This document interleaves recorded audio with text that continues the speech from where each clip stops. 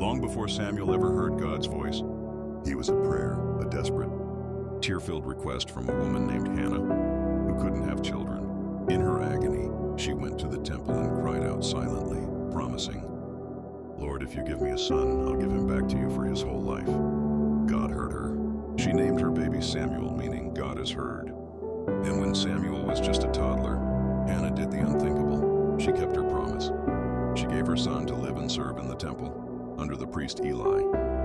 Now imagine this, a little boy, raised among ancient rituals, sleeping next to the Ark of the Covenant, surrounded by incense and silence, a sacred but lonely life. Samuel grew, helping Eli, learning scriptures, doing temple work. But here's the twist. The word of the Lord was rare in those days. No visions, no prophets speaking, silence from heaven, until one night, the temple is quiet. The lamp is still burning. Samuel is asleep. Suddenly, a voice calls out, "Samuel." He bolts up and runs to Eli. "Here I am. You called me." But Eli says, "I didn't call you." This happens again and again. On the third time, the old priest's eyes widen. He realizes what's happening. God is calling the boy. He tells Samuel, "If he calls again, say, 'Speak, Lord, for your servant is listening.'" And then it happens. Samuel hears his name. "Samuel, Samuel," he answers. "Speak, Lord, for your servant is listening."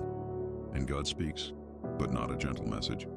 God tells Samuel that judgment is coming to Eli's house. His sons have corrupted the temple. Eli knew and did nothing. God is about to remove them. This was not a bedtime story. It was a national reckoning delivered to a child. Samuel doesn't sleep that night. In the morning, Eli asks him, "What did God say?" Shaking, Samuel tells him everything, and Eli accepts it. From that day forward, something shifted. God spoke again, and again, and again, and the people of Israel recognized it. The Lord was with Samuel, and not a single word he spoke fell to the ground. 1 Samuel 3:19.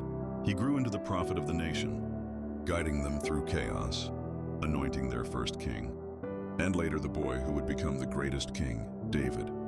Samuel, a miracle child turned prophet, who went from a whisper in the night to the loudest voice of truth in Israel.